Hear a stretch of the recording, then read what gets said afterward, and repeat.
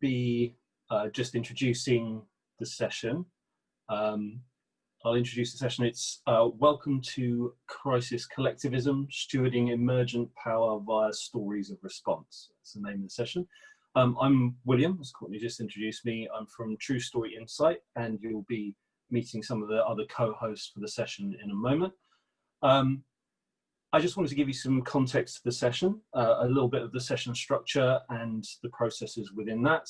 The processes that we're going to be going over later, which kind of sit alongside the film and some of our thoughts on community development, are participatory narrative inquiry, anecdote circles, and I'll be sharing more about those after the film. So if you haven't caught that, then I'll be elaborating on it in a second. We'll not be going into the history. This is more an experiential learning opportunity. And it's something that I believe in, and it's the strapline for my company. And I do feel that if you have the little stories, then you've got a better sense of the big picture. What I'm hoping to do today is to give you an experience of gathering fragments, because I feel that if you have those parts, then they can be greater than the sum of the whole story. And to get to that, we need ways of snaring, sorting and sharing stories. So we'll be exploring how the story of power post-crisis shifts. That's the story that we'll be exploring, and the opportunity and threat to communities and collectives that occurs in those situations, as we may be able to bring to mind an example of from this current moment in history.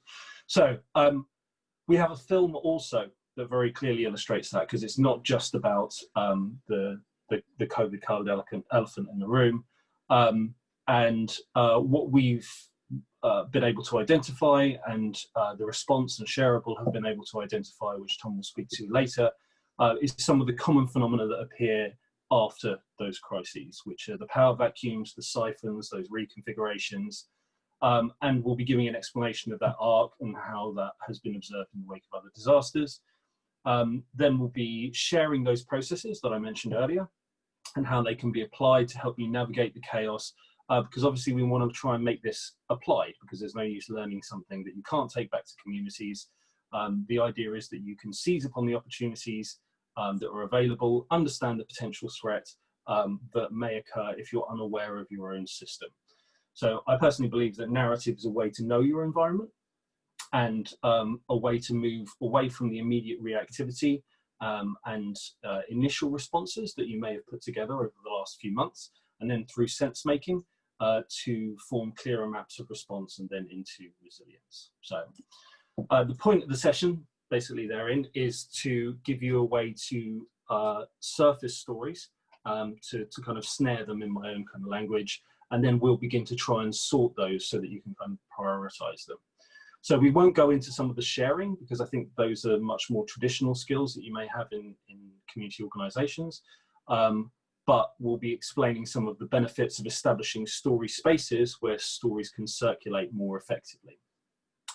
Anecdote circles always have a theme, and because this is experiential learning, I'll be highlighting the process as we go, and hopefully that won't be too clunky to actually experience. The theme of the circles that we'll be forming is your experiences of forces at play in community, okay? So this is grounded in systems thinking. We say that forces the suggestion is basically that those forces, when power shifts, then it influences the whole configuration of the system. So we're trying to give you a way to notice when that is, understand when those shifts occur, and then you can steward, which is the stewarding of power parts, to realize opportunities and avoid threats. And that's something that they did in Puerto Rico, and Tom will be telling you more about that when he introduces the film. But to introduce some of the other co-hosts, I'm just going to hand you over to Kate. Hi everyone, it's lovely to see so many people, and so many people from my area as well. So I'm Kate, and I'm in Beverley, in East Riding of Yorkshire in the UK, and I'm I guess the founder of the Time Bank in this area, but also steward to the mutual aid network, which we've been sort of working on over the last few years, but crucially collaborating with colleagues internationally. So it's an example of how we can do the things we want to do with the support of our community. So how we bring different ways of exchanging and supporting each other to enable us to do more without having to ask permission to do it. So I'll talk a little bit more about that later on, but yeah, great to be here. Hello, everyone. I'm Courtney. I am coming to you from Denver, Colorado. But like I mentioned, I'm Canadian. I work at Shareable. I'm the editorial and communications manager. And Tom, my coworker, is also on the line here. And he's just putting in a couple of links, like our websites. So Shareable is, and we've been around for, I think we're coming on 11 years. We're an online news organization. For the last 10, 11 years, we've been publishing articles about the sharing economy, but also a lot more than that. Like we do a lot of projects, which is one of those is the film that Tom's going to talk a lot more about. And we have a podcast, all of these different kinds of projects that we work on. But my focus is definitely on the editorial sides, where we publish between 2 and 5 articles a week based on the sharing economy, and also bringing in different relevant aspects of what's going on right now. Tom is going to share my email, just in case anyone ever wants to email me about anything. And he also shared the link to our newsletter. We send a newsletter out once a week. If you want to sign up, more than welcome to. And yeah, please feel free to drop me an email anytime. Happy to help with anything. And so now it's Tom's turn. Hi, everybody. Thank you once again for joining us for this session. As Courtney mentioned, I am also with Shareable. I'm the Strategic Partnerships Director and am the producer and host of the Response podcast and the Response film that we are going to be watching shortly. I'm coming to you from Canyon, California, which is out in a small unintentional community in the woods behind Oakland, California. And as Courtney mentioned, Shareable's been around for over a decade. We do, most people know us for our publishing, but we also do offer a number of other services. And we have worked with community organizers around the world to start all different types of sharing and community initiatives, provided advising to, I think, over close to about 500 initiatives at this point in time globally. And then we also do advising for city policymakers and organizations, and do various special projects. And so one of the most kind of the deepest project that we've been working on for the last couple of years is around the response. And the tagline for this project as a whole is building collective resilience in the wake of disasters. And that's the kind of, we look at that work from various different angles. And over the last now 3 years, as was mentioned, we do have a documentary podcast that we do seasonally, and we're currently in the middle of our 3rd season right now. You can find the response on all podcast apps globally. We recently republished, for those of you in the UK and also who have followed globally, we did a documentary all about the Grenfell Tower fire. And thinking about disasters beyond just what we think of as natural, and going deeper into the various social and structural issues that really are kind of underlying disasters around the world, and the Grenfell Tower fire being a great example of that. And a couple of years ago, when we kicked off the project, it was in the year 2017, which globally was unfortunately a banner year for disasters. And this was also the case in the United States, where we had 16 major disasters resulting in thousands of deaths and over $300 billion of damages.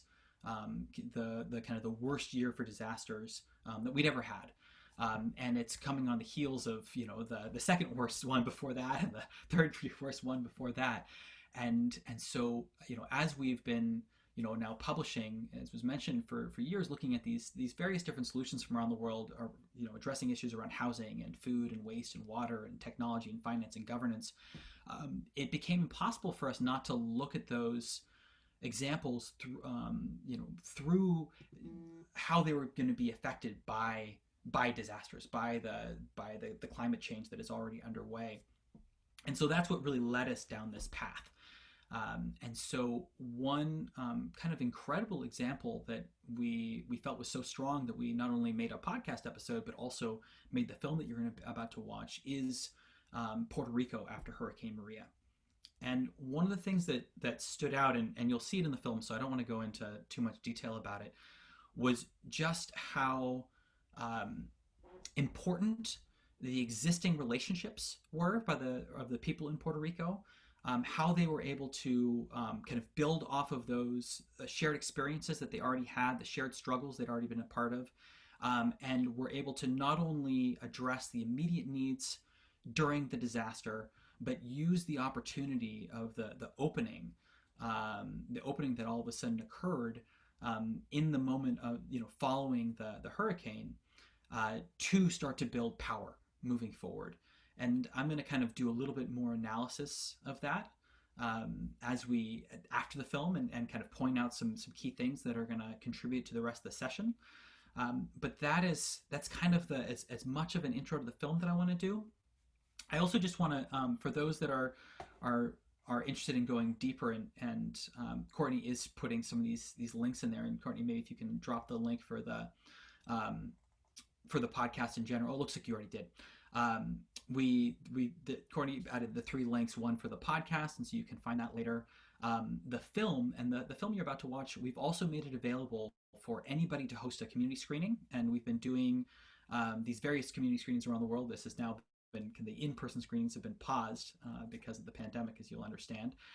But it's available if you have a group of people you want to bring together and do a film screening, online, and do a virtual one. We've got a whole toolkit to be able to do that.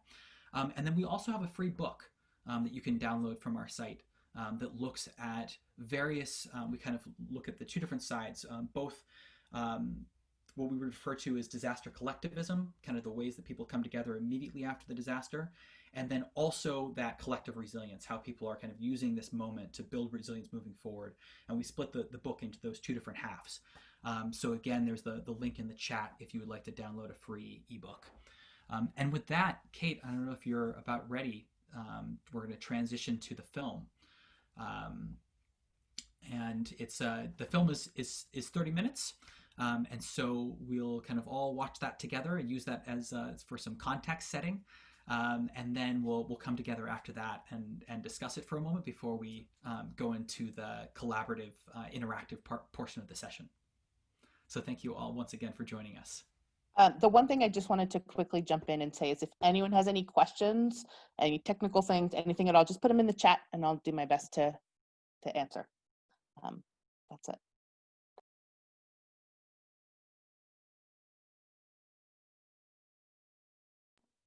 Kate, I think you're on mute, so I don't think we can hear.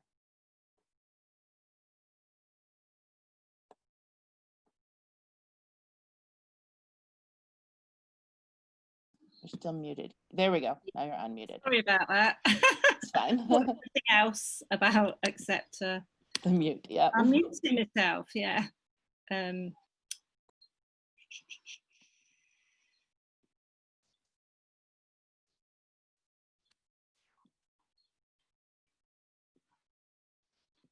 So sorry. Now the film's just shut down. Just a moment.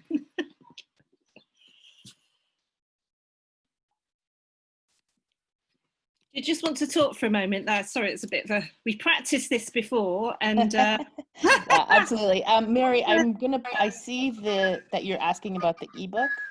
I will share that link again. It's right here.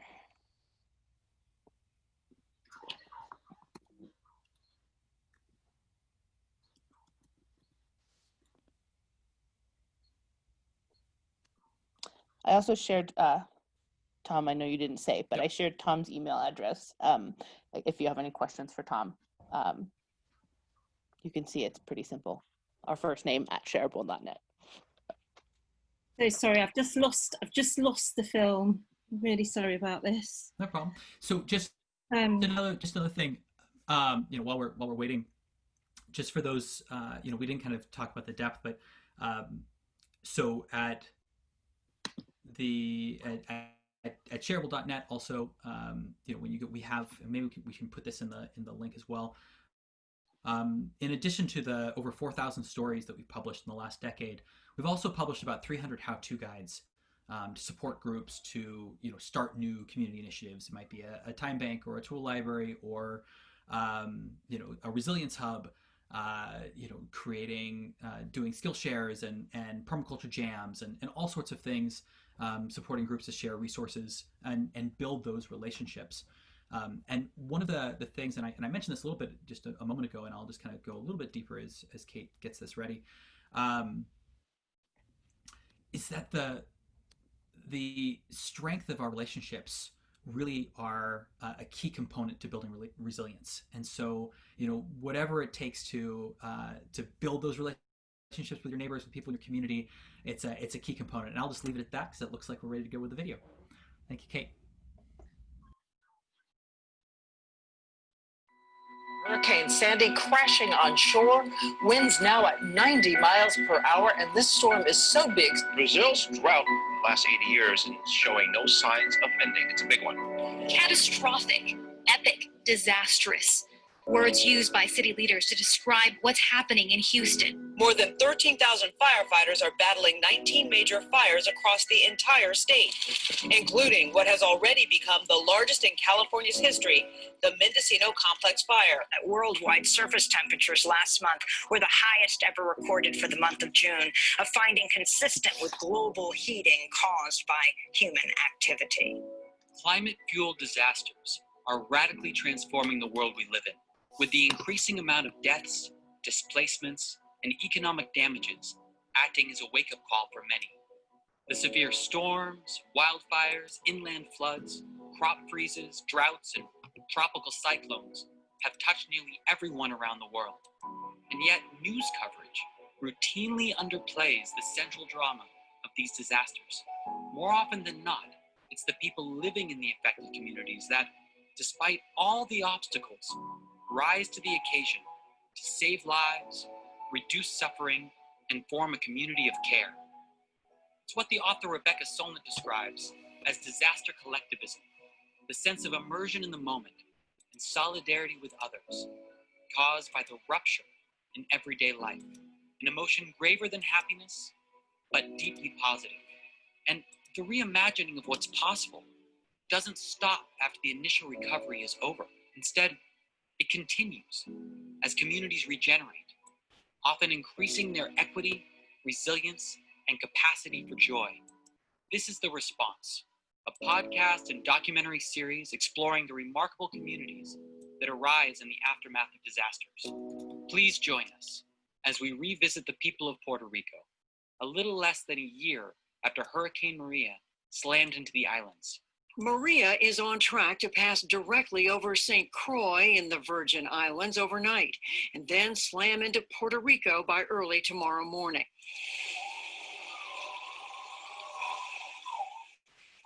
Mi nombre es Judith Rodríguez. Bueno, mi experiencia no fue nada agradable, por cierto, estaba durmiendo, oigo el pito ese, que yo le decía el pito de lo más feo que he oído en mi vida, un pito que no se apagaba nunca.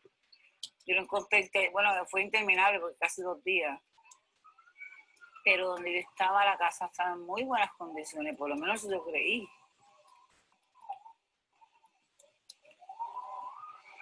Y apenas desperté a las 2:30 de la mañana, ya el susto lo pasé. El primer susto fue que la puerta de atrás salió volando. Una puerta de metal que existía en la cocina, Salió volando, todavía la están buscando. When Hurricane Maria slammed into Puerto Rico on September 20th, 2017, the mountain town of Cayey, where Judith Rodriguez lives, was, like much of the island, plunged into darkness for months, as winds reaching 175 miles per hour destroyed power lines and tore roofs off of houses. The result was the second longest blackout on record, and what many consider to be the worst natural disaster to ever hit the United States or its colonies. No electricity meant that people had no way of doing some of what we consider to be some of the most basic of things, like cooking food, and not just in the immediate aftermath of the hurricane, but sometimes for months. This was true in towns all over the island, and it was a big problem. In the weeks after Maria hit, Judith had heard of an interesting place that had popped up, a kind of community kitchen in the neighboring town of Caguas. They were cooking food for people, and they needed help. She wanted to do something to pitch in. She didn't have much, but she decided to go up anyways. Simplemente que vine porque yo me interesaba, porque tenía en mi casa muchos trastes. Y yo dije, caramba, están cocinando para muchas personas. Que menos que yo le done de mis trastes que están ahí tirados en una esquina de mi casa, que no puedo hacerla con ellos en ese momento. Yo dije, caramba, ¿y de qué forma? Ya que ese proyecto se ve tan hermoso, de gente cooperando con otra gente.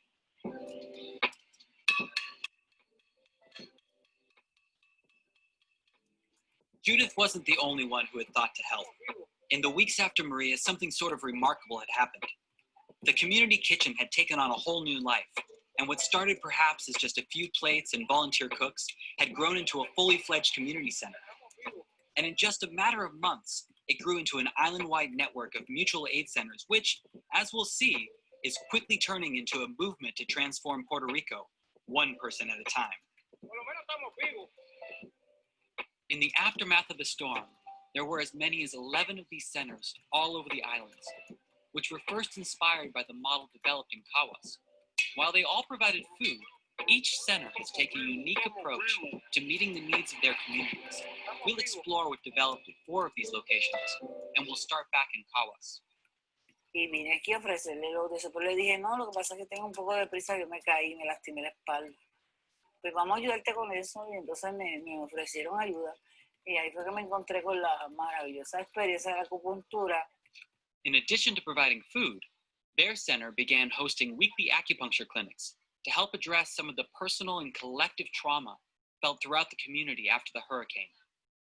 Yo pensaba que te daban un puyazo y te dicen cualquier cosa y te enseñan a respirar, y eso era todo, pero no, esto es mucho más que eso, es como, ¿cómo se llama? Yo diría que es una especie de estilo de vida, aprendes a vivir más relax, hacer las cosas con más calma, ser más juicioso. Cooperando con otros, porque somos una comunidad. Querramos o no, los seres humanos somos una comunidad. Olvídese, estemos en la China, en Puerto Rico, en Japón, donde sea.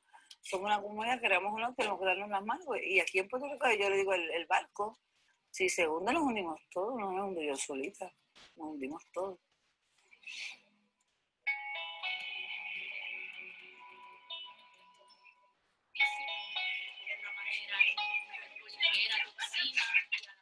A year later, the acupuncture clinics were still going on. My name is Giovanni Roberto. I'm part of the organizing team here in the Mutual Aid Center of Caguas. Today we have in the weekly acupuncture clinic. We work with stress and post-traumatic syndrome, addictions, and other health issues. Puerto Rico's healthcare situation wasn't great before Maria, and the hurricane only made things worse. Many hospitals were left without electricity for months after the storm, and primary care became a luxury that few had access to. According to research published in the New England Journal of Medicine, the death toll, now estimated to be in the thousands, was primarily caused by interruptions in medical care. And a less visible effect of the hurricane was the trauma it inflicted on the Puerto Rican psyche. Suicide prevention hotlines were getting up to 5, even 600 calls a day after the storm, and physicians were reporting unprecedented numbers of mental health hospitalizations. Acupuncture clinics, like the one here at the Mutual Aid Center in Caguas, made a big difference for a lot of people. Similar to how the Occupy Wall Street movement transformed into a disaster relief effort after Hurricane Sandy, the seeds for the center that Giovanni co-founded were also planted by a grassroots social movement. What began with community kitchens for low-income students at the University of Puerto Rico quickly gained momentum with the historic strikes that took place in the spring of 2017, where thousands of university students gathered to resist massive budget cuts to the school system. When Maria hit the island, that network of activists and organizers didn't waste any time. They knew they had to do something to help. So in Caguas, they began cooking food, lots of it. Yeah, we were serving 300, 400, 500 that first week of people in lunch. And sometimes 200 or close to 300 at breakfast. But they also had a larger vision. Instead of calling it just the community kitchen of Kawa, we try to put a bigger name because we have an idea of building a center that could be more than just food. We know that after the hurricane, food was a strong necessity, but after a couple of weeks or maybe a month or two, other necessities like health issues arose, and people have like living issues and medical issues and other issues that were not related necessarily directly related to Maria, but they were there before Maria. The larger vision that Giovanni and his fellow activists had was to create permanent projects that would go beyond basic disaster relief, a way of addressing some of the more chronic challenges people were facing on the island. So that's how we came with the idea of launching a community space called Mutual Aid Center. We did it here in Caguas, but also we were able to discuss the idea with other activists who were already doing things. And through that discussion, we came with the idea of doing the same thing in different places. So we can create a network to make the idea of the mutual aid more stronger in the island. So it's probably a good time to unpack things a little bit. What exactly are all those chronic struggles that exist in Puerto Rico? Where to begin? If Puerto Rico was a state, it would be the poorest state in the US. 40% of the island lives below the US poverty line. And maybe you're thinking, it's probably relatively cheaper to live in Puerto Rico. Not really. The cost of living in San Juan, the capital, is higher than it is in the average US metropolitan area. Then there's the fact that 1 in 10 Puerto Ricans are unemployed. And of course, there's the debt. Puerto Rico has been struggling with a potentially illegitimate debt that has crippled the country's public services. For example, between 2010 and 2017, 340 schools were shut down. On top of that, pensions are being cut, healthcare services are being cut. The island is in bad shape. So when Maria hit, it didn't just tear the roofs off of buildings. It tore the lid off of an ongoing disaster. It woke people up. And Giovanni, like many other activists on the island, saw it as an opportunity, a chance to intervene. We see our project as a political project. We want Puerto Rico to be different. We want society to transform in some way. That means to transform values, the way people relate, the way people trust each other, the way people see communities. So we see this space as a way of organizing people to gaining those values, to gain that experience. In a long-term vision, we want Puerto Rico full of mutual aid centers. We want to develop the concept of popular power, which is not a concept developed here in any way yet. Me llamo Astrid Cruz Negrón, soy maestra de escuela secundaria, soy maestra de español y de historia y soy maestra miembro de la Federación de Maestros de Puerto Rico, o sea que soy maestra activa sindicalmente y activista. He estado de lleno inmersa en luchas políticas, sociales, ambientales en Utuado desde que tengo uso de razón. We're now in Utuado, all the way on the other side of the island, in the central mountain range. El pueblo de Utuado fue de los más afectados por el paso del huracán. Y tener tanta agua hace que los efectos fueran más visibles para la población. Yo creo que es el pueblo de Puerto Rico con más acuíferos, con más agua, y las inundaciones fueron bien grandes. Pero el aspecto social es esencial mirarlo, y es que Utuado es un pueblo abandonado por las autoridades estatales y federales hace mucho. La pobreza en Utuado es altísima, el desempleo es altísimo, el primer empleador en Utuado es el propio gobierno municipal y el Departamento de Educación, las escuelas. But schools in Utuado are starting to disappear, just like on the rest of the island. Because of budget cuts, a quarter of schools in Puerto Rico are shutting down, displacing tens of thousands of students and their teachers. 3 schools in Utuado were closed just this year. Y la escuela no es solo escuela, es centro de apoyo. En el huracán fue refugio, es centro social, es la biblioteca del barrio donde único hay un trabajador social en el barrio de esa escuela. La escuela tiene un rol tan esencial.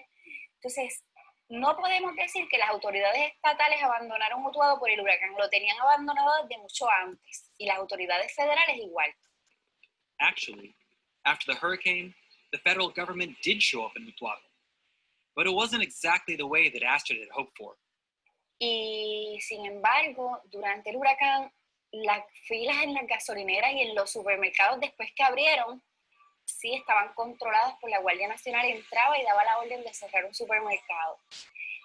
Venía un camión lleno de agua para los comercios y lo incautaban. La Guardia Nacional incautaba el agua de los comercios, que si tú pudieras pensar que el Estado incauta bienes esenciales para repartirlo al pueblo, pues tiene un sentido, pero no era así. It was in the midst of all this when Astrid and many others came to realize that if they were going to survive, they were going to have to do it on their own. So she started meeting with other members of her community, thinking about ways to move forward. La respuesta natural de cada uno fue buscar qué hago fuera del asistencialismo y fuera de las respuestas hegemónicas de los gobiernos y de las instituciones que lo que quieren es perpetuar la situación que había antes del huracán. Uno como activista por un mundo mejor, pues uno busca que esta vez no solo resolvamos la emergencia, sino que cada paso que demos sea encaminado a construir ese mundo por el cual siempre uno ha estado trabajando. The Mutual Aid Center of Utuado emerged somewhat spontaneously out of this shared vision for a better Puerto Rico. For a while, they didn't even have a physical space to call their own, and they were just working off the cuff, trying to get donated supplies out as fast as possible, and putting on activities in public squares, community centers, and schools. One of their more recent events was the Disaster Preparation Fair, with the focus on community education, teaching people skills like rainwater collection and map reading, for example. Maria isn't the only hurricane that's hit Puerto Rico, and it won't be the last. The reality of stronger and more frequent storms fueled by climate change makes this kind of preparedness incredibly important. But the activists and organizers here also always have an eye on the broader vision. El Centro de Apoyo Mutuo, ciertamente que no queremos quedarnos en la situación de emergencia, de sobrevivir María, que queremos que todo lo que hacemos sea en pos de construir un mundo nuevo, una sociedad nueva en la que creemos más justa, más igualitaria, y de empoderar a la gente, de construir poder popular y que la gente reciba más destrezas de educación y de preparación y resistencia para ellos poder estar en una mejor condición de construir y proponer. They also put on musical performances and plays.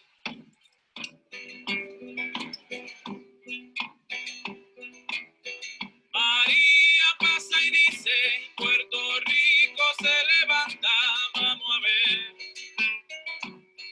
María pasa y dice, Puerto Rico se levanta, vamos a ver. Vamos a ver. We're just outside the home of Ramonita Bonilla, in the mountain town of Las Marias.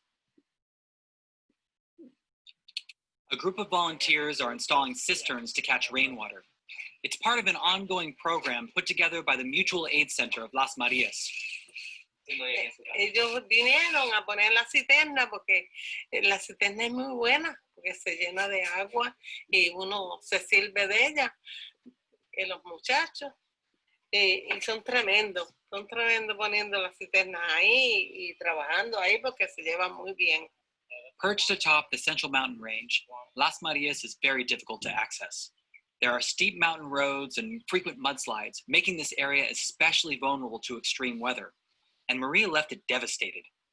Residents were cut off from food, water, and electricity for weeks. Word spread around the island that Las Marias was in trouble, and volunteers came from all around to help, including a group all the way from San Juan, which is on the opposite side of the island. Pasamos los días, seguro, estuvimos sin agua un mundo de tiempo aquí. Y entonces nos trajeron agua. La gente era bien buena, porque nos mandaron gente a traernos agua y comida y de todo. Nos trajeron ajo, habichuelas, de todo nos trajeron. Pero si no hubiera sido por ellos, no hubiéramos comido. Nosotros no hubiéramos muerto. Sí. Y los muchos que murieron fue de eso mismo. One group of volunteers ended up staying long term. They founded the town's mutual aid center, and two of them, Jose and Omar, are organizing today's event. My name is Jose Villaflores. I'm known as Guri. From the city, from Rio Piedras. And I moved here after the Hurricane Maria to Bucarabones in Las Marias to help out with the community and start building from the bottom up a center where we could have cultural development and different types of opportunities for the community and us. Before Maria hit, Jose was working 3 jobs in and around San Juan. He decided to give it all up to answer the call for help. Once the hurricane passed, I don't know what was it that my heart was beating fast every day, every hour when I went to sleep, just thinking that it's the time. Something was telling me that I needed to make a decision and just focus on the opportunity that we have right now. You know, other than Maria and the tragedy, the austerity measures that have been taken on our country, well, I don't know. I felt a drive and I just said, let's sacrifice this and let's see if I put my strength, my focus, and all my energies on just organizing with the people. I think maybe I could kick off something that might become something bigger than what we've been imagining. In the year following the hurricane, he saw that bigger vision take form in Las Marias as community members became more and more involved. It's very empowering, and to see people that maybe weren't so active being active here in the center, being active as a community leader. For me, it's beautiful, and I couldn't be happier to see that. And here's Omar Reyes. He also came all the way from San Juan in those first days and helped found the Mutual Aid Center here in Las Marias. We have a better hope now. We still have hope. We had hope before and we will have hope always, but now it's better hope. It's a hope more clearly of our own. It's our own option. It's not the option that someone comes and just tell you that that's your option. No, we are creating our own possibility and our own reality.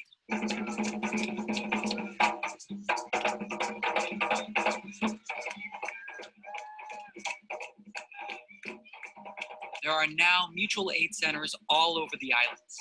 But as their numbers continue to grow, so does the threat of increased austerity and state negligence.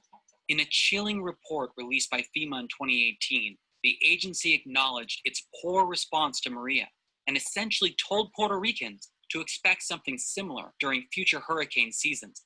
Now the government too here in Puerto Rico is selling the idea that people should do more self-management, which is not the same idea that we are talking. But self-management in the idea of the government is that you take care of yourself. And the truth is, the government has been very active, though not always in the most constructive of ways.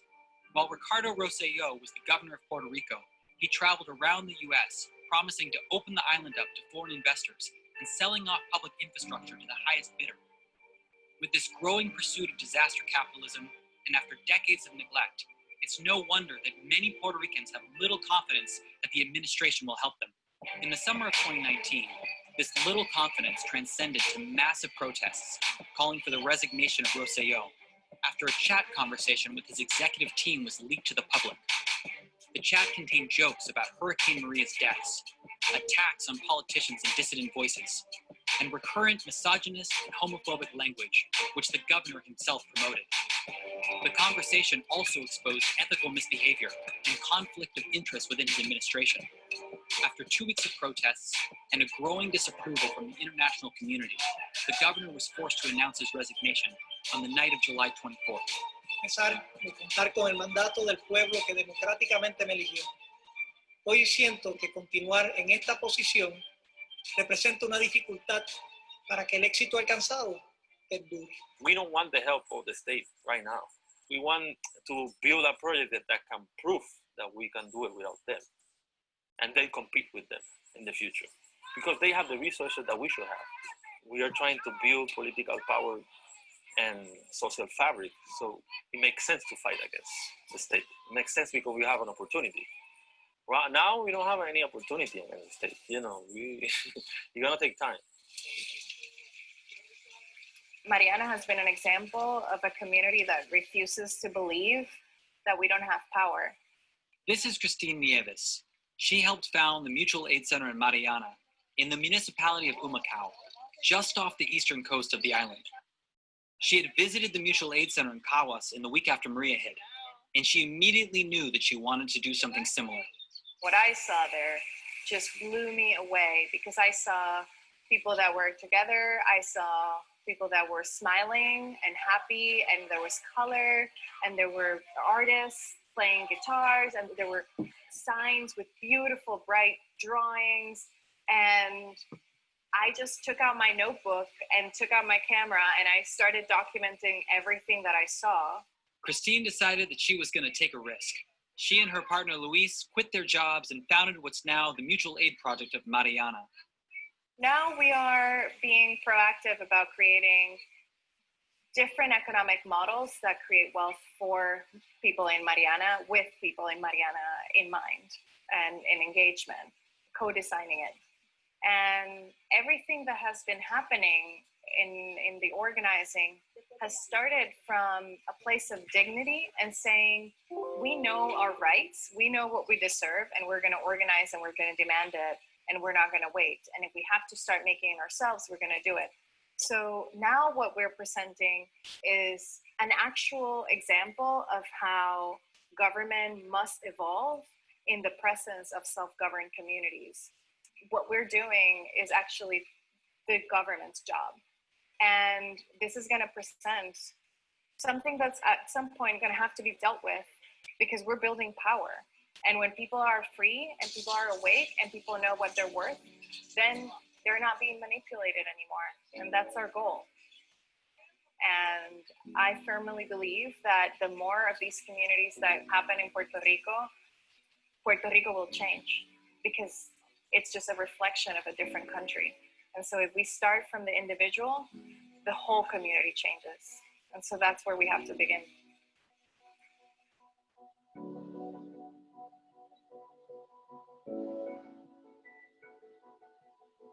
As we face the reality of an increasingly chaotic climate, we must examine the situation through a social, economic, and political lens. Without intervention, the contours of a disaster's impact and recovery will inevitably exacerbate existing inequalities. Maybe the best technology we can deploy in the wake of a disaster might just be a kind of social technology. Closely knit, organized, and empowered communities that are more resilient during catastrophes and are better able to demand the resources they need to not only survive those acute disasters, but to rebuild on a more just and sustainable basis. Perhaps these disastrous events can open up a space that is normally closed off, a gap in which we can begin reclaiming community agency and power, an opportunity to tell a different story about who we are and what gives our lives meaning and purpose.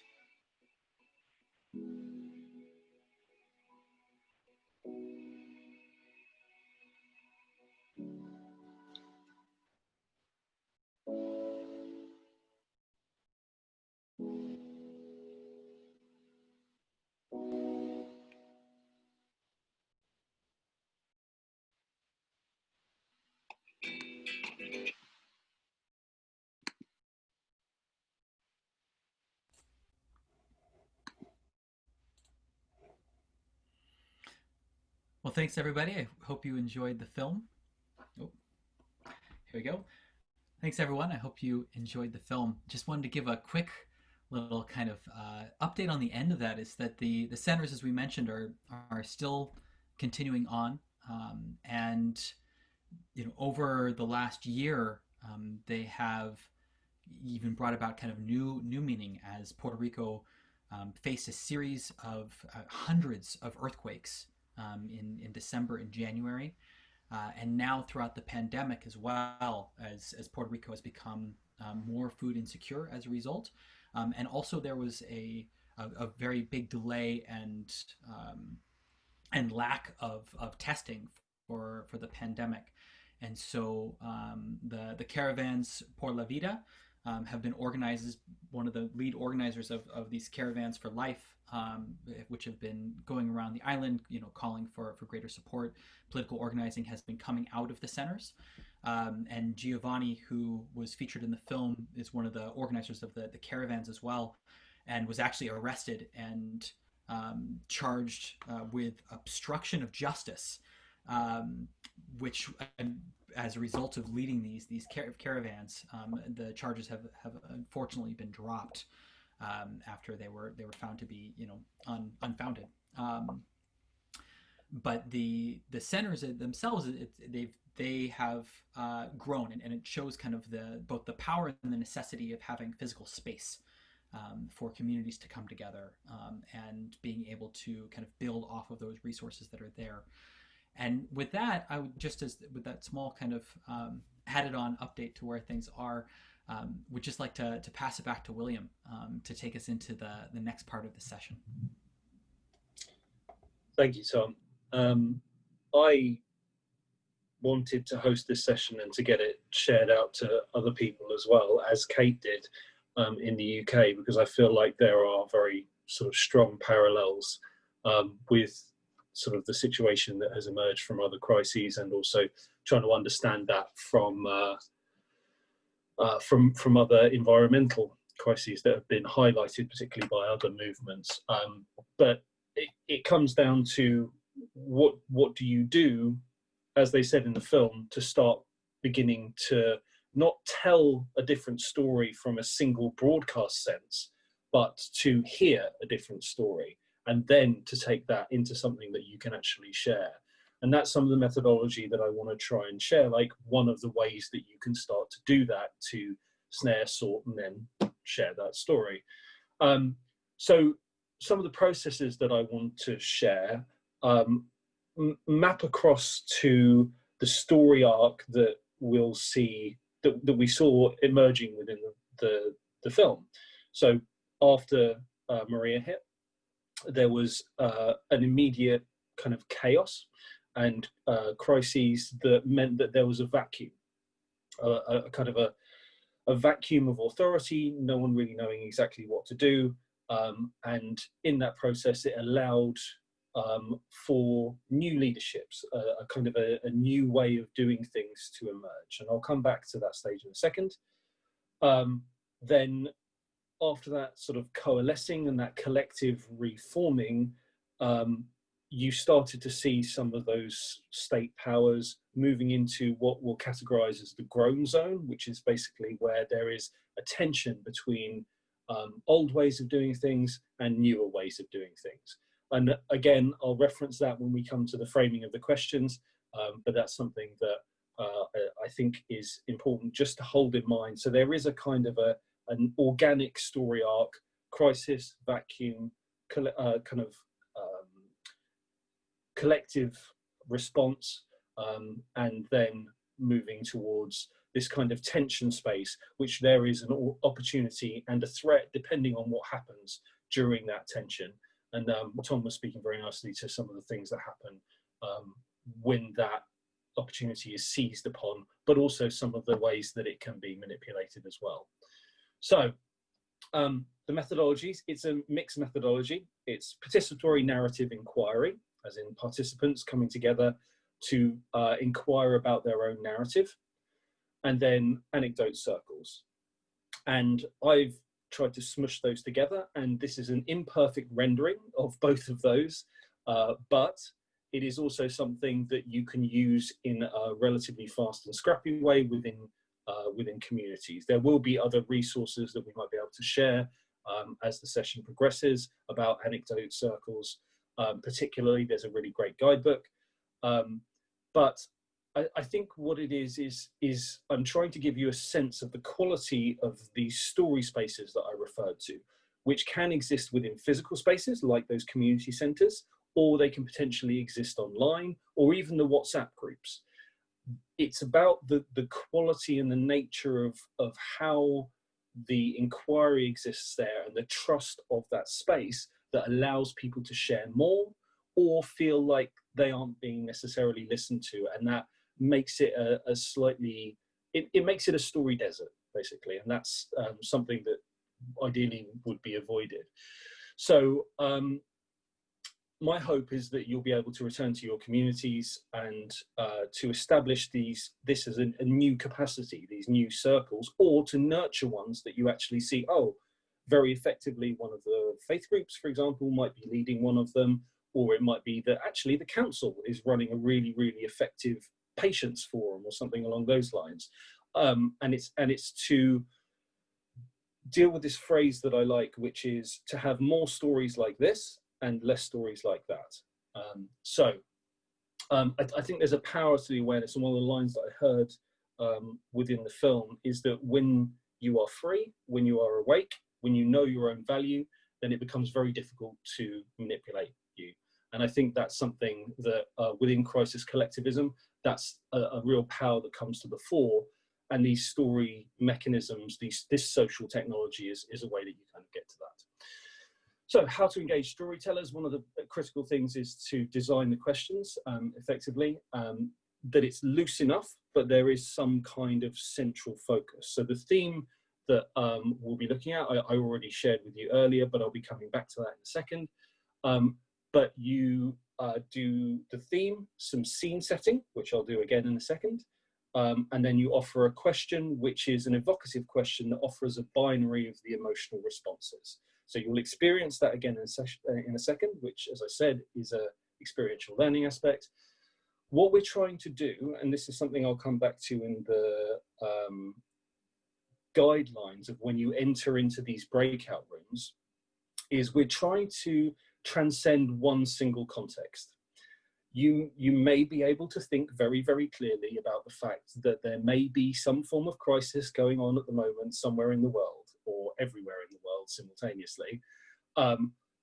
It's not to exclude that story or exclude the anecdotes and the things that come to mind and feel alive, but it is to be aware that you will have experienced other crises in the past, things that have happened within your community or your organization, and that will allow that. So I want you to think about like following the flow and then sorting that as you go in. So the theme of the session is your experiences of forces at play in the community. So I'd invite you to now, as we start thinking about going into the first breakout room, is just to close your eyes if you're comfortable to do so. If you're not, please imagine. And hold in mind the story arc of the film, and also your own unique experiences, both past and also pandemic. So the first one is that vacuum space. So you are still in the immediate shock that follows a widespread disruptive event. A gap within the familiar function of your system has emerged. And this is the question. So the scene has been set, and I'll refer back to the scene setting in a second. What was a moment when you felt afraid or hopeful about the state of connection in your environment? So connection between people, connection between institutions of different sorts. So potential shocks or disruptive events could be anything from as personal as a family member suddenly working from home, or managing homeschooling, a community leader leaving a particular environment to suddenly deal with care duties or something along those lines, a community facility closing. And then when we're thinking about that binary, afraid or hopeful, anything on the spectrum, but what you find often if you're setting questions into a group is that strong emotions evoke kind of comprehensive memories. And that means that the stories that come out are often tied and grounded relative to a strong emotion. So coming up with afraid or hopeful often is evocative. And then I've chosen environment, but that could be anything, as I mentioned before, from family to organization to collective to community or to system. Those questions will be within the chat, and they'll be there for you in the breakout rooms. Just as a piece of guidance, sort of housekeeping for when you go into these breakout rooms, you'll be given a certain amount of time. It'll be around 10 to 15 minutes. And the process of sharing, if you've ever experienced popcorn, it's basically where one, if you feel moved to respond, you are following the flow of the story. Be okay with short periods of silence in between. It is not about trying to leap on it, but if you feel moved to share a story, then please do so. There won't be facilitators in the room, so you are facilitating yourself, and I would ask that you think about a kind of a talking stick metaphor where you limit yourself to a minute before moving on, and then you sit within a kind of a deep listening space and follow the synergies that emerge. Think about what sounds similar to something that you may have experienced. There is no wrong. Individuals aren't meant to bring a whole story. It's not about writing a novella between everything. It is about having fragments, little anecdotes, because again, it's about the parts being more valuable than the whole. So the value will emerge later. It's, if any of you have heard the kind of parable or fable of the blind men and the elephant, from different angles, you start to elucidate something, and that's where the different story comes forward. And so that's what we're kind of looking for. So within the breakouts, just in terms of roles, 2 kind of roles, it will be useful for you to have a scribe, for you to capture some stuff within the chat, and it will be useful for you to have a spokesperson so that when you come back into the room, you will be invited to share one of your stories. That will be initially within the chat, and then Courtney will highlight someone to sort of share that verbally, and there will only be a couple of stories before we move into the second breakout room. Anything else? Yeah, if you can, as the scribe comes back in, identify any themes, it'll just help things move along a little bit more smoothly. But don't worry about that too much, because when you come back into the room, you'll be given a little bit more instruction. So if I hand over to Courtney now to set up the breakout room. All right, so let's take a couple minutes, put in the chat what you guys talked about, and then we'll see if anyone has any further discussion that they want to go over on there. I'll try and pick people from different groups to kind of expand a little bit more.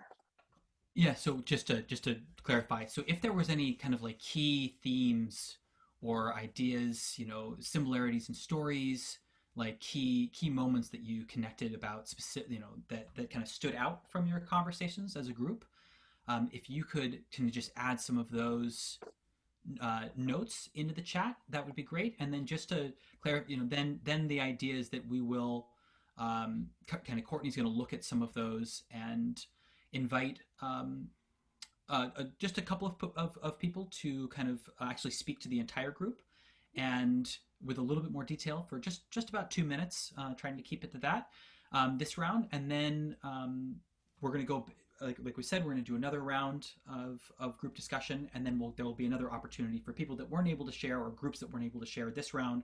We'll have an opportunity to share the next round, and so we'll kind of keep that going a little bit. So as you are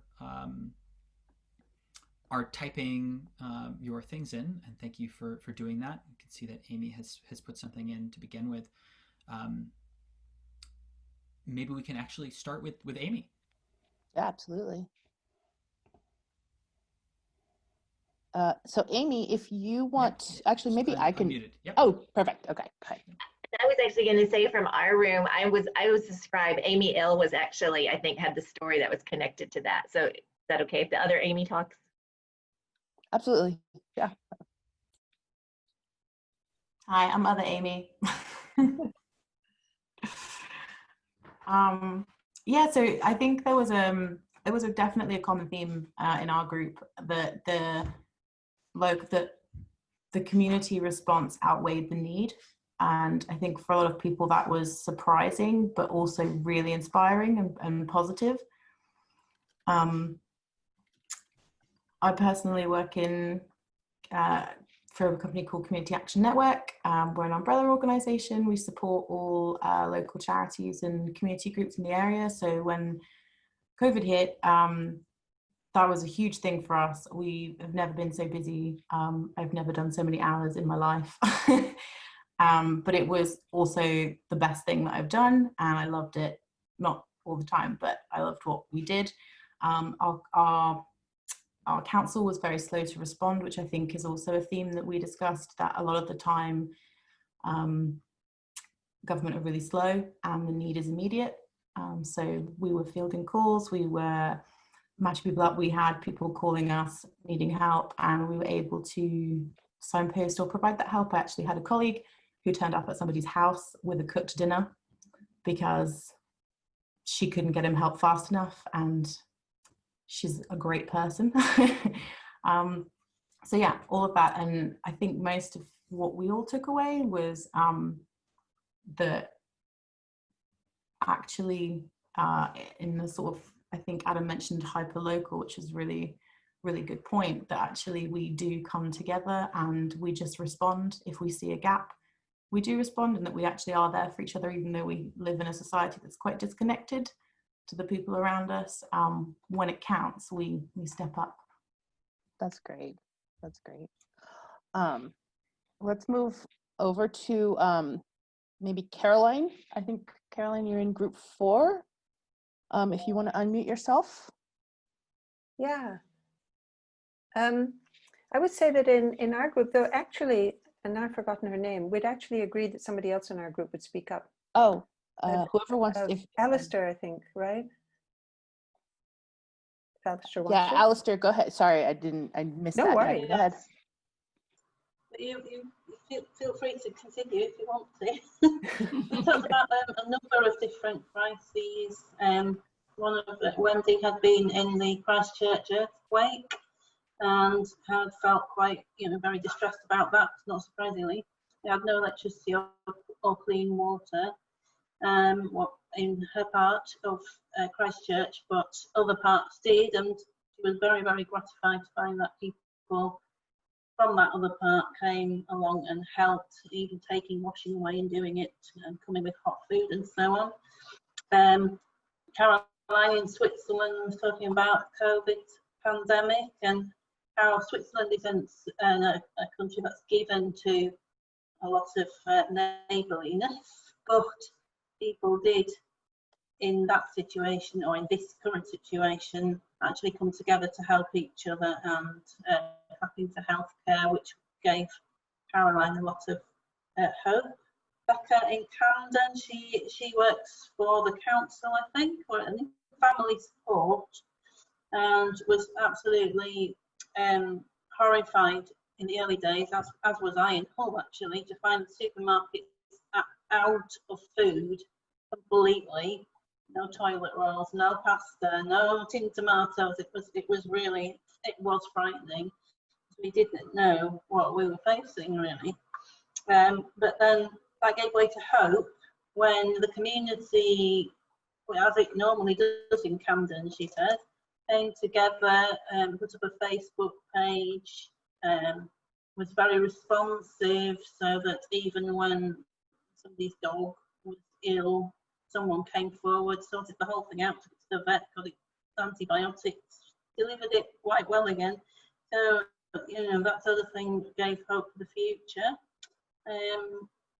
We had more from Tamsin, very similar, but she pointed something out that was familiar to me from being at work in the early days, was that they stopped, because it was so busy, people at work stopped asking each other how they were. That happened in our environment too. And so they kind of lost the human side of things for a little while. That was frightening to her, and she became more hopeful when finally got daily Zoom calls and more engagement with people.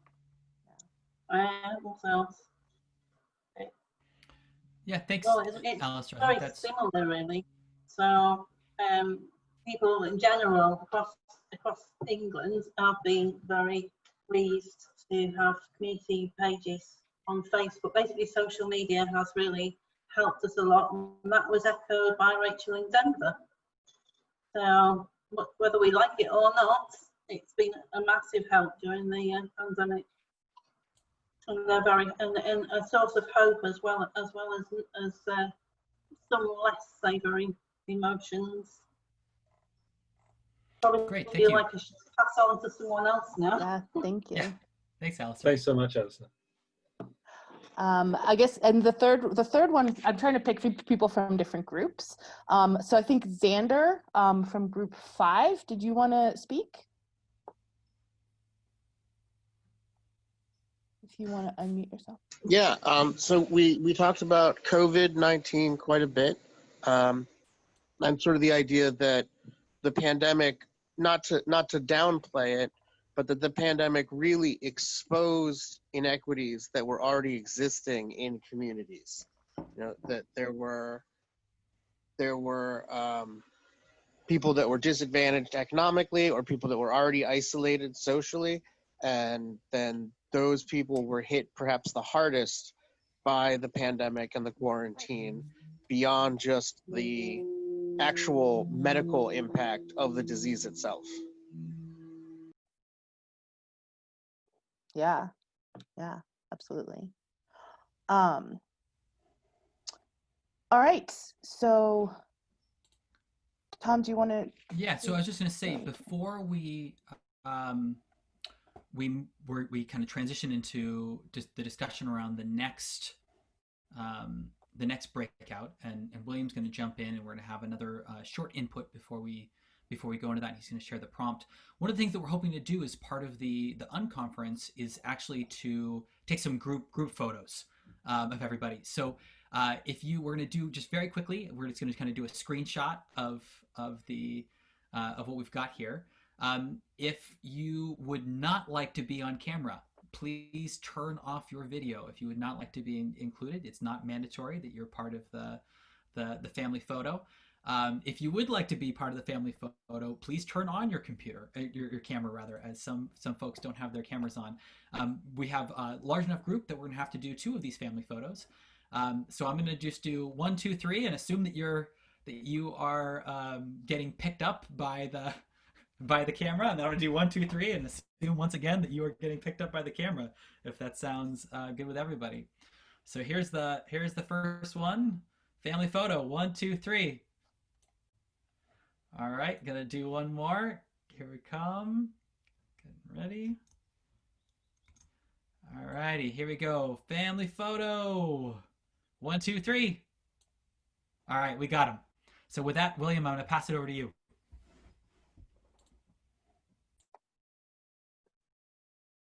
You're muted, William. It would be better if I wasn't. So yeah, the stories were wonderful, actually. Thank you so much for sharing those back into the room, and also being able to create spaces essentially so quickly with people that you don't know well. And I do think that there is a power to doing that. And what I want to try and typify is the fact that when there are those spaces, when there are those vacuums, there is an effect that kind of happens afterwards as people move together, as was highlighted within that first set of sharing. And it happened within the movie, and we're going to move into the second part of the story arc, which is kind of named as the groan zone, where the sort of the tensions emerge. And the prompt as we move into the next session will be about that. And I'll share that in a second, but as a really good example of someone that is living that, and also is aware of some of the ways to engage the opportunity, but also very clear about the threat. Kate, the other co-host that introduced herself at the beginning of the session, is going to be sharing a bit more on that. Kate, over to you.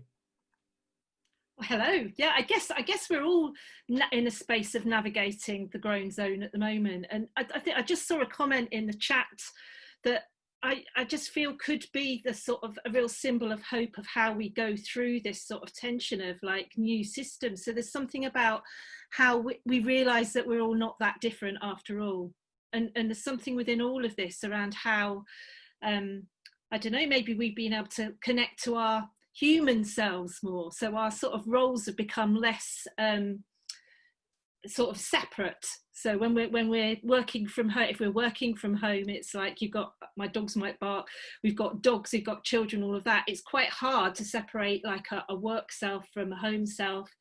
And there's something about all the things that we've been able to do around actually sort of maybe grounding ourselves, exercising, spending time with family, even literally growing things. And I feel like this sort of symbol of growing, literally seeds germinating, another sort of symbol of hope. So I just wanted to just talk a little bit more about us and how we link into doing this session with Tom and William and Courtney and Shareable. So I guess I established or founded the Time Bank back in it was about 2010 and 2011, and I had that sort of sense of like, oh my goodness, now is the time to act. It was when the austerity was really starting to hit our town, and there were like predictions around economic recovery and Hull being far behind other cities, and I'd heard about one of our sort of big industries, caravans in the city, that had gone into administration, and I just got a real sense of understanding the importance of having a role, of us having a role and being able to contribute had. And it felt like something like time banking, if people worried about redundancy or people who were already not working, it could be a key to enable people to feel that they were able to contribute but also get something back. But what I've learned, and we've learned over the years, is what it's really good at. It's about having different conversations about what are assets, but all those underlying things that are in communities that maybe we just don't even use a lot of the time. You know, a course that we've done, a skill that we've got that someone's really interested in, could be interested in. So, but what we really learned about that is having a different conversation, but it's also crucially about relationships. So there's something about having that common vehicle. And with time banking, it is the fact that all of our time is equal, and we know that we share similar values, that enables things to just happen very quickly. And I got involved with like mutual aid networks. So this is like a global cooperative. It's actually incorporated in Madison, Wisconsin, but we're actually collaborating around lots of different tools, the ways that people can get things done that work in different circumstances. So time banking is just, it's a good way of like actually unlearning, asking for things, connecting people, but then very often people just get on with sharing and helping each other out. But there's other things like LETS, price-based mutual credit, and also savings pools. So for example, in New Zealand, people, people have even paid off their mortgages. So people invest in each other. So communities save together around a common goal and enable them to do more. So we have a bit of a catchphrase with this. What would it look like if everyone were doing the work they loved, what they felt called to do? What if everyone had the opportunity to build their skills to their maximum capabilities and then apply them to making their communities whole and beautiful? And we talk about work in a broader context than the work that you get paid for. And we think about like care work. So that could be our families or relationships in the community. There's community work, so those community connections. There's self-work, so that opportunity to sort of ground ourselves, have reflection time for imagining different things, dreaming for a different way of organising or a different world to live in. I think many of us feel like the world we're living in is quite scary and everything. So how can we have space to actually start imagining something else? So yeah, and then the fifth type of work is keeping the balance between all of those types of work. So when we have those sort of conversations, you can start to realise that you're in poverty if you don't have time to connect to friendships. And you might have a really good job, but then you're still actually lonely because you have no connections because you've had no time to do that. So there's something in that. And I think there's these sorts of networks or examples of solidarity economies that people have been practicing. They're practicing at the moment. These are little lights all around the world, communities that are coming together in a systemic way, actually, and looking at like, how can they buy up land and put them into community land trusts? How can they work together with worker cooperatives? How can we like literally have collaboration that is strengths based? So that's out there. we screened the film, the response, in our mutual aid hub in East Hull in February, and I'd been on a big trip visiting different sites in America the previous year, and it just, we're hearing lots of examples of when communities have risen up, activated in a crisis, but how that can actually be applied in the long-term crisis or the slow crisis that we're living in our communities.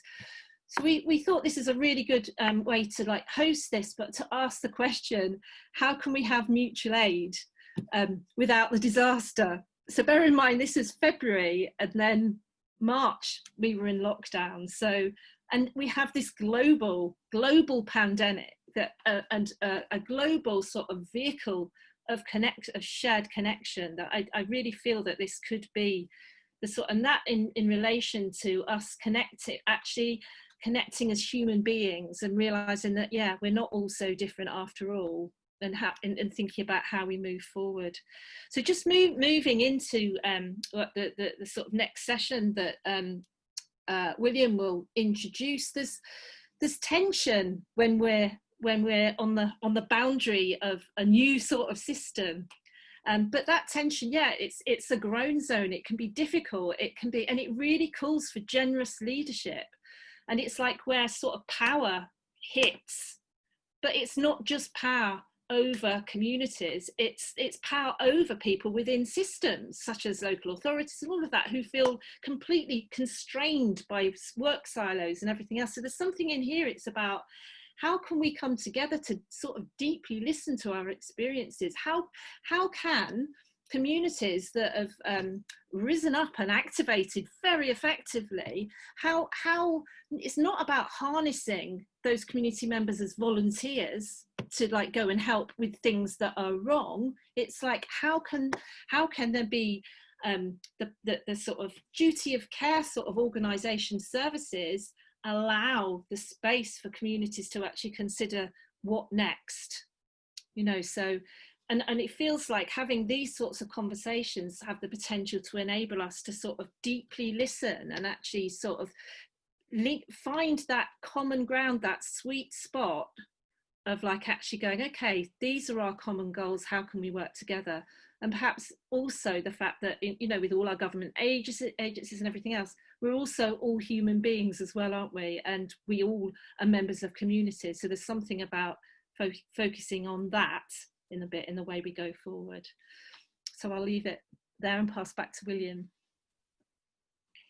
Great, thanks so much, Kate. And a lot of this, as we come out of the session, I'll be referring back to that grown zone as well, because I think that's the thing that is non-organic. In a way, people and communities and collectives naturally move from the crisis into the vacuum, and then they start to pull together.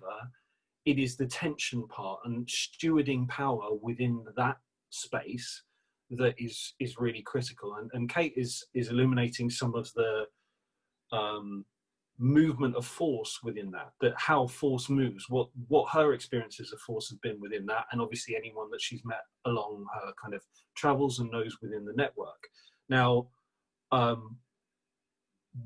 what she's been asking into some of those spaces is quality questions, and established and held spaces, been doing kind of weaving within that to improve the sort of tension and efficacy of the social fabric, just like they were speaking about within the film around Puerto Rico. And I think this experience of shared connection is a kind of a vehicle. It allows people to see one another. It allows for a rising of empathy, but it is not just empathy between individuals within community that occurs in the vacuum immediately afterwards when everyone is within a shared circumstance. It is this time when there is the need to establish a sense of empathy with institutions, to be able to know our own story and be able to tell our own story in a space where people are listening to one another.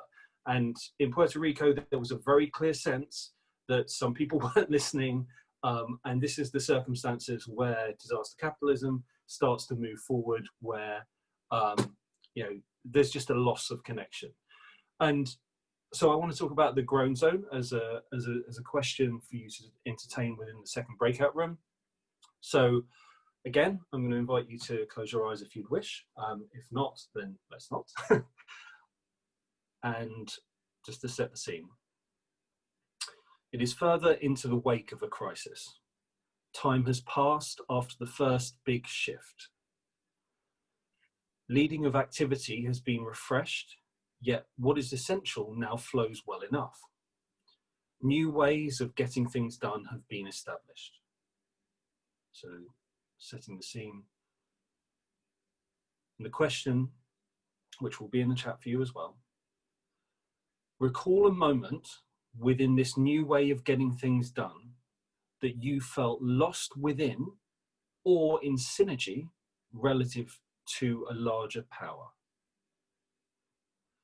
So if you take yourself to the film, for example, they were not in synergy with the national government.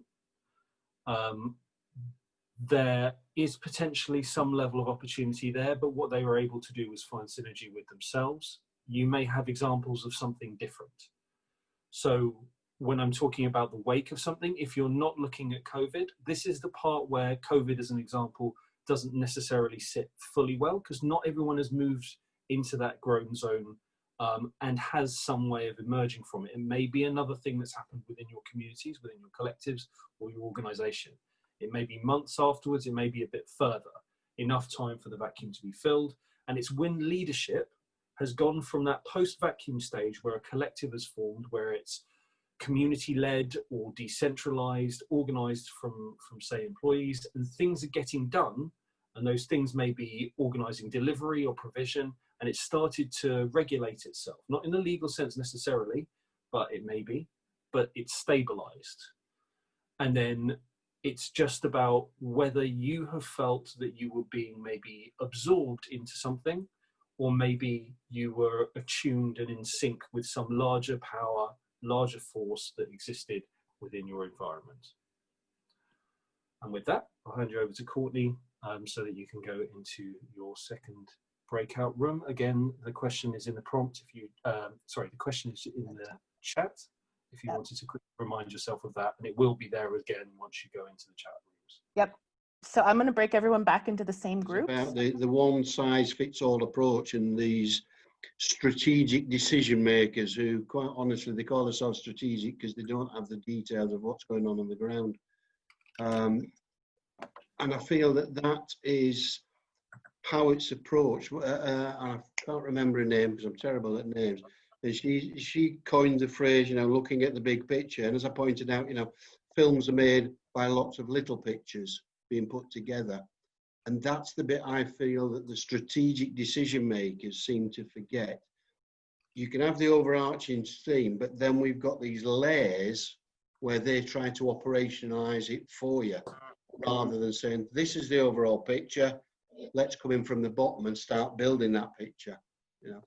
Yeah. I don't know if there's anything else you want to add, rest of the group, because like I say, mine froze, so I didn't hear a lot of it.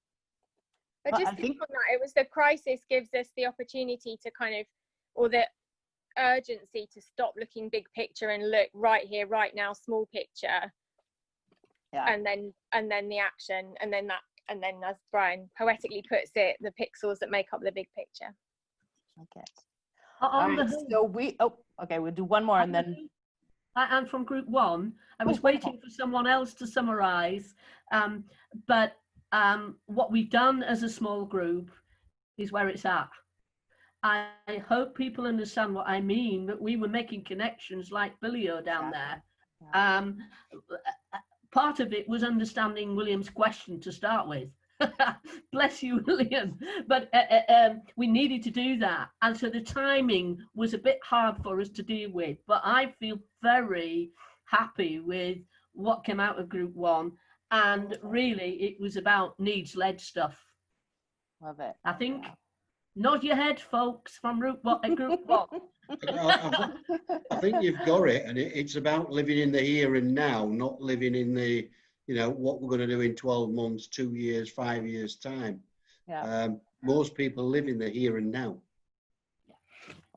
All right, we have 2 minutes. So I'm going to bring it back to William here to kind of wrap it up. Thank you, Courtney. Thank you all for sharing. I love the pixel analogy, and I think that's actually a really perfect thing to pull it. I mean, little stories for the big picture. I want you guys to all be thinking a little bit about when you get back to your communities, or rather when you stand up and go to them, what are sort of tiny experiments that you can perhaps run, like little rapid prototypes where you can create these story spaces. And as you sort of reflect on that and think about the social technology that you're perhaps taking away from this, and just sort of the examples that you've heard from other people and what you felt, we have the opportunity to share some of that in the chat very briefly now, but actually you'll receive via email, and there'll be a link to a Google form for you to share that as well. But otherwise, keep in touch. I'll share a link to my LinkedIn. Tom and Courtney are going to be sharing some stuff about Shareable, and Kate, I'm sure, will share a way for her to connect as well. Okay, Tom?